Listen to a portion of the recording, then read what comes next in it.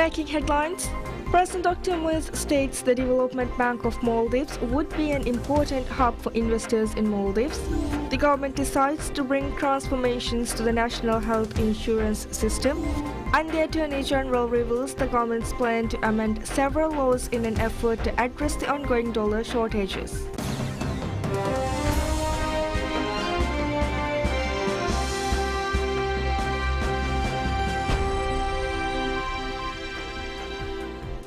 Bismillahirrahmanirrahim. Assalamu alaikum. Hello and welcome to PSMNEWS in English with me, Utma Mahmood. Looking into the details, President Dr. Mohamed Moise states the Development Bank of Maldives, DBM, would be an important hub for investors in Maldives.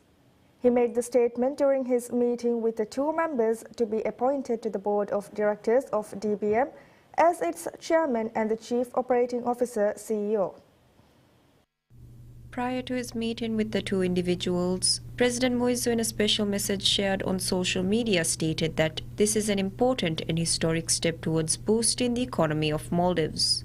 He assured that the bank would be established very soon and that investments on major projects will follow it. He went on to note that the Development Bank of Maldives would become an investment hub for investors in the tourism industry, resort construction, renewable energy, real estate and housing. The President reiterated the establishment of a development bank is one of the most important parts of the government's manifesto to expand and diversify the Maldivian economy.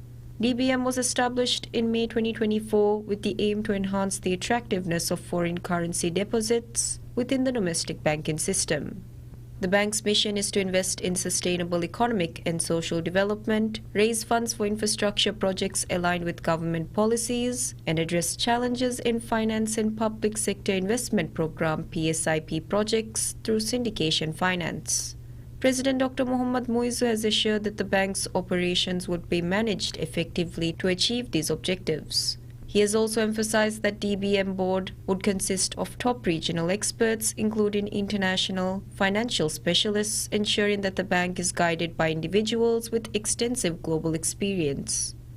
The government disclosed the identification of two candidates for the CEO through a foreign recruitment agency earlier this month. Additionally, two experienced professionals from major international banks were also appointed to the board of MDB earlier this month, following three more appointments in the last week. The application for the bank's operating license has been submitted to the Maldives Monetary Authority, MMA, and efforts are underway to secure suitable building for the bank's operations. The chairperson, Aruni Gunatilake, and CEO Noel Gregor Patterson-Jones of the Development Bank of Maldives, DBM, holds a fruitful discussion with President Dr. Mohamed Moise about ways to improve and diversify the Maldivian economy. The discussions were held during the chairperson and CEO's courtesy call on the president. During the meeting that took place at the President's office, President Dr. Moise, the chairperson and CEO of DBM, held discussions on ways to improve and diversify the Maldivian economy, drawing on the chairperson and CEO's extensive knowledge and experience in the field. Chairperson Aruni is a financial services expert with over 25 years of experience in global financial markets, specializing in business origination, governance, credit assessment, and risk management in emerging markets. Her background includes transformational roles in corporate banking, credit risk management, and internal audit across international and Sri Lankan banks. She holds a Master of Laws, LLM, from Harvard University. CEO Noel Gregor Patterson-Jones has been a key figure in green investments, leading the establishment of the National Infrastructure Fund in Saudi Arabia as Chief Investment Officer. He also chairs the Electric Vehicle Africa Fund and manages clean energy projects in Southeast Asia, demonstrating his expertise in green finance and infrastructure development. He holds a MPhil Management Studies from Oxford University, UK. The Development Bank of the Maldives Limited was established on May 16, 2024, in alignment with the President's pledge. It aims to enhance the attractiveness of foreign currency deposits within the domestic banking system. The bank's mission is to invest in sustainable economic and social development, raise funds for infrastructure projects aligned with government policies, and address challenges in finance and public sector investment program, PSIP projects through syndication finance. The government decides to bring transformations to the national health insurance system with a focus on enhancing societal welfare. Asanda Company Limited, which is responsible for providing health insurance to all citizens, currently administers a system that delivers services uniformly to all individuals, regardless of their socio-economic status. This approach has led to inefficiencies and challenges in delivering services in a sustainable and cost-effective manner. The government's financial support to Asanda has been progressively increasing, with contributions rising from $116.7 million in 2023 to $123 million this year. As the government expenditures on Asanda services continue to grow, concerns have been raised about the sustainability of these expenditures. Experts have urged for reforms to address the wasteful expenses within the system. Therefore, the government has decided to undertake necessary reforms to Asanda, aiming to reduce inequality gap in providing healthcare services and stabilize the economy. Speaking on the government's decision to commence the efforts to bring reformations to the Asanda system on October, Minister of Finance Dr. Muhammad Shafiq acknowledged the essential role of Asanda for residents and assured that any changes will be implemented only after thorough consultation with the public, ensuring that no modifications will adversely affect residents. The minister reiterated the government's commitment to reducing wasteful expenditures associated with Asanda. Furthermore, Minister Dr. Shafiq outlined the government's efforts to identify and eliminate wasteful spending within Asanda. The minister added that efforts are ongoing to ensure the provision of financial assistance to individuals seeking assistance for treatment. He stated that an important step of this initiative will include stopping the various ways in which the company incurs wasteful expenses. He further revealed that if an individual has an alternative health insurance, Asanda will cover only the remaining costs not covered by the other insurance. The Ministry of Social and Family Development reveals that councils have the opportunity to collaborate with the ministry to establish Isravahingya Nadi or senior citizen homes on the islands. The ministry is currently working to establish specialized centers for the elderly across the country. President Dr. Muhammad Muiz has committed to expanding the role of senior citizens in the society and enhancing services for them. In line with this commitment, the government has decided to establish island centers in various regions. The ministry said that the first center under the initiative opened in February. It was named Isravahingya Nadi and is located in the building previously used by the National Center for the Holy Quran. It also said that another center is scheduled to open in Hurumale in September, with plans for a similar center in Addu city in the future. Speaking to PSM News, Deputy Minister Mariam Lahfa Khalil emphasized the importance of senior citizen centers for the health and well-being of the elderly. She noted that the Senior Citizen Center in the capital, Malé City, is already serving a large number of seniors, and the ministry aims to establish more such facilities across the country. Additionally, the Deputy Minister highlighted that the ministry is working closely with councils in various islands to develop these centers. She also said that the local councils are taking the initiative in the preparation of the centers. The ministry said that various programs for senior citizens are being conducted in collaboration with government institutions and civil society organizations. The centers are also serving those experiencing mental illnesses, providing them with opportunities to participate in various activities. The Ministry of Higher Education, Labour and Skills Development commences discussions with relevant authorities to extend retirement age to 75. Extending the retirement age to 75 for those who wish to remain in employment or return to employment is a presidential pledge of President Dr. Muhammad Muiz. Ministry of Higher Education, Labour and Skills Development disclosed that it has commenced consultation meetings with relevant state agencies to begin the practical work of developing a law that will govern the retention and re-employment of persons wishing to remain in or return to employment up to the age of 75 years. The ministry notes that discussions will be held with relevant authorities, including the security forces and independent institutions. The ministry states that the purpose of these meetings is to obtain information on the rules and regulations being followed by the agencies regarding the maximum age of retirement or retention in employment. Additionally, the meetings also aim to seek the views of the agencies on the bill that is currently being drafted by the Ministry.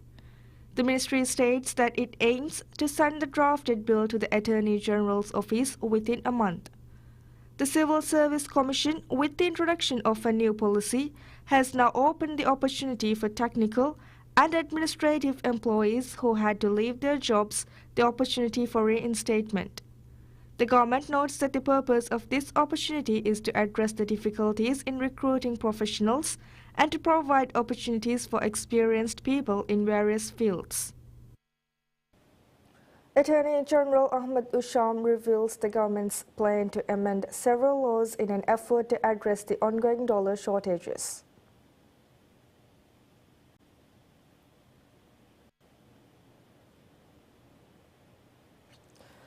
In a media briefing, Attorney General Usham outlined the government aims to implement these amendments within the next 3 weeks. He explained that a comprehensive cabinet-level meeting was held to discuss the issue, leading to decisions on several key measures. Specially, amendments will be made to the Maldives Pension Act and the Tax Administration Act. Detailing the proposed amendments, Usham stated that the primary objective is to facilitate businesses that generate income in dollars by allowing them to make governmental payments in dollars. The amendment to the Tax Administration Act will enable companies earning revenue in dollars to pay corporate income tax in the same currency. Similarly, the amendment to the Pension Act will ensure that individuals receiving their salaries in dollars will also have their pension contributions made in dollars. Additionally, changes will be introduced to the regulations governing payments to the Maldives Customs Services, allowing these transactions to be conducted in dollars. Usham expressed confidence that these measures will help mitigate issues related to currency exchange on the black market. The government has announced these amendments will be presented to Parliament within the next 2 to 3 weeks. Minister of Economic Development and Trade Mohammad Saeed announces that the government will initiate international bunkering services in the Maldives on September 12.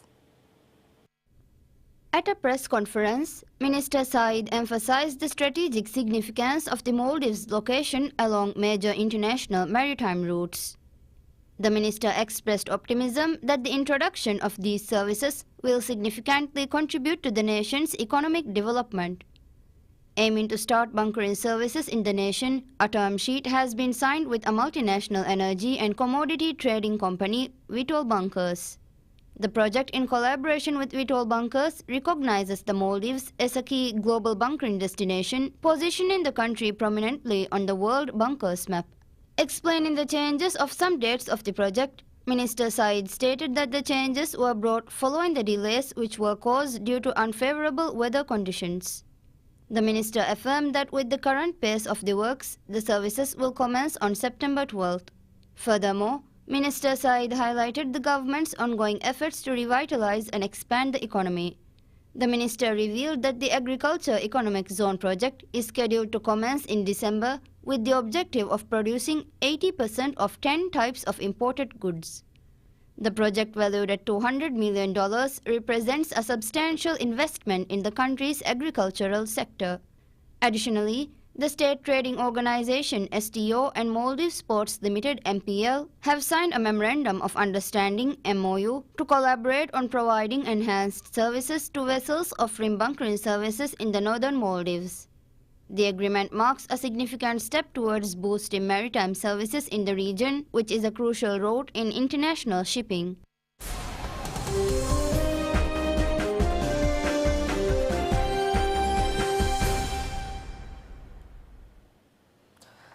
Australia gives millions of workers the legal right to disconnect, allowing them to ignore unreasonable out-of-hours calls, emails and texts from their bosses.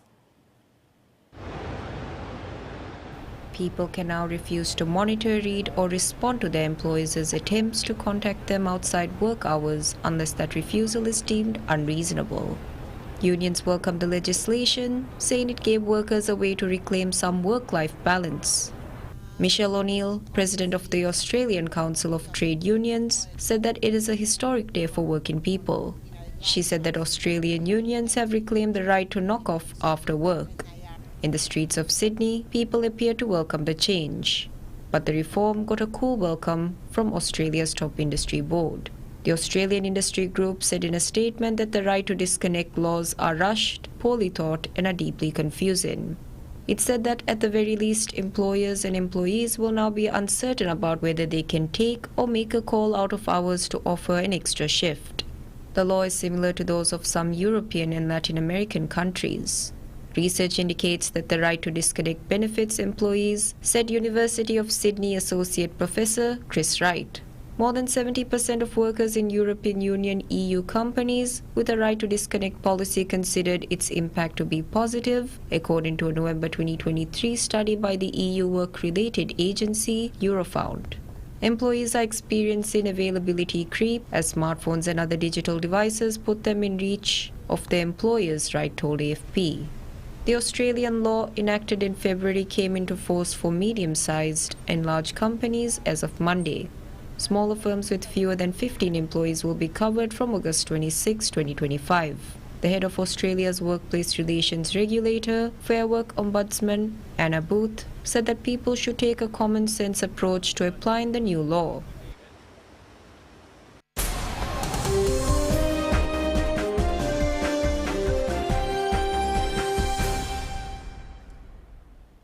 Looking into details of international news, Israel's military strikes the Gaza Strip a day after truce talks in Cairo coincided with a major but brief cross-border escalation involving Iran-backed Hezbollah in Lebanon.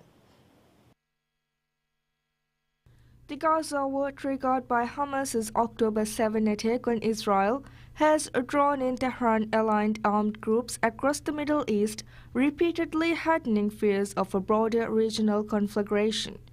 In the latest flare-up between Israel and Hamas ally Hezbollah, the Lebanese group on Sunday launched rockets and drones in retaliation for a top commander's killing as Israel carried out air raids the military said thwarted a larger attack. Israel swiftly revoked a state of emergency declared early on Sunday, and Hezbollah said its operation was completed. Intense diplomacy in recent weeks sought to head off a broader retaliation for the late July killings of senior Hezbollah officer Fuad Shukur in an Israeli strike on Beirut and of Hamas political leader Ismail Haniyeh in Tehran. Western and Arab diplomats have stressed the urgency of securing a truce in Gaza and hostage release deal to calm regional tensions. Mediators held meetings in the Egyptian capital Sunday but reported no breakthrough in months of protracted negotiations as the fighting in Gaza raged on. Witnesses and AFP correspondents reported airstrikes and shelling in Gaza City and other parts of the besieged Palestinian territory overnight, and Israel's military said it had struck militants in the south. Medics said an airstrike on a Gaza City house killed at least 5 people, with 2 rescuers telling AFP more victims may be buried in the ruins in Al-Rimal neighborhood. An Israeli military statement said troops had eliminated dozens of militants over the past day in the southern areas of Khan Yunis and Rafah and near Deir al-Balah in central Gaza. Israel forces also struck a rocket launcher in Khan Yunis, the military said after a launch late Sunday at central Israel, claimed by Hamas. Flash floods caused by heavy monsoon rains in Thailand have killed 22 people in recent days, as disaster officials warn of further sudden flooding this week.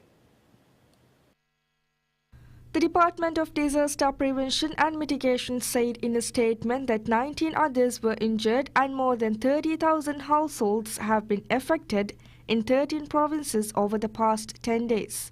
Among the deaths were 10 people, including a Russian couple who were killed when a landslide slammed into a residential area on Thailand's popular resort island of Phuket last week.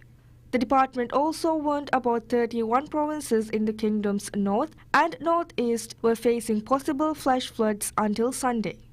The department has ordered local authorities to monitor the weather closely and put teams and equipment on standby. A statement by the department read that people should also follow the weather forecast and take warnings seriously. In Bangkok, local authorities warned residents living on the outskirts of the city and along the river to prepare to move their belongings to higher ground. 3 workers, including 2 Chinese nationals and 1 person from Myanmar, also went missing on Monday after soil fell into a high-speed train tunnel under construction in the Pakchong district of Nakhon Ratchasima. While Thailand experiences annual monsoon rains, man-made climate change is causing more intense weather patterns that can make destructive floods more likely.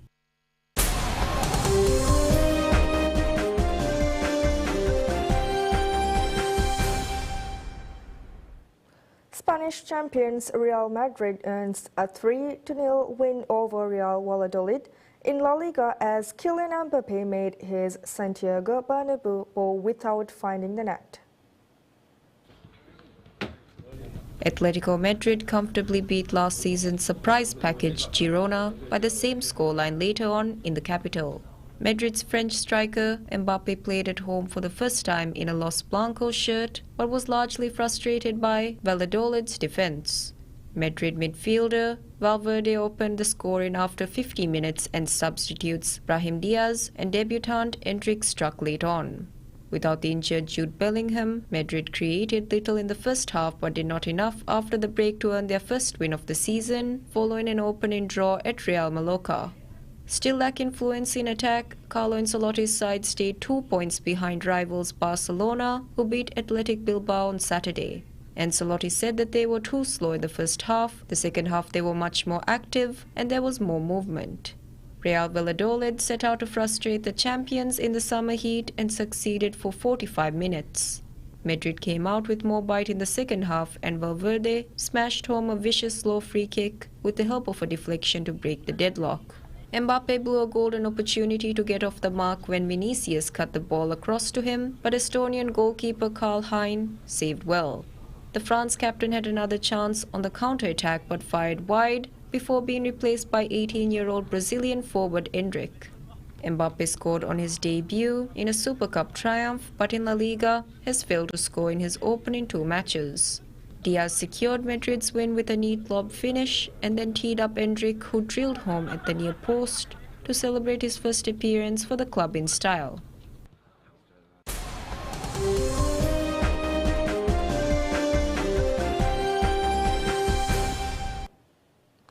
NASA says that 2 U.S. astronauts who arrived at the International Space Station aboard Boeing's Starliner will have to stay 6 more months and return home with rival SpaceX in a fresh public relations blow to the crisis-hit aviation giant. The return of Barry Butch Wilmore and Sunita Suni Williams had already been delayed for weeks by thruster malfunctions of the Boeing spacecraft, and NASA Administrator Bill Nelson announced that they will return to Earth in February, while Starliner will return uncrewed. Nelson told reporters that spaceflight is risky even at its safest and even at its most routine. He said the decision to keep the astronauts on the ISS and return the Starliner uncrewed is the result of their commitment to safety, adding their core value is safety. NASA said in a statement that the new approach will allow the space agency and Boeing to continue gathering data on Starliner during its homeward flight in early September, while also not accepting more risk than necessary for its crew. Gwynne Shotwell on a social media platform said that SpaceX echoed that phrase in a post by its president. The development creates yet another headache for Boeing, as the 2 astronauts will have to spend a total of 8 months in orbit, not 8 days as originally planned. Officials have said the astronauts on the ISS have plenty of supplies and are trained for extended stays. But Nelson said NASA had not lost confidence in Boeing and plans to continue working with it so the space agency will have 2 vehicles capable of ferrying astronauts to and from the ISS. He said he was 100% sure Boeing will launch Starliner again with a crew on board. After years of delays, Starliner finally lifted off on June 5th, carrying the 2 veteran astronauts to the ISS. But a day later, as Starliner was approaching the space station, NASA and Boeing identified helium leaks and experienced issues with the spacecraft reaction control thrusters. That's it for now. Thank you for watching. Have a pleasant night ahead. Bye-bye.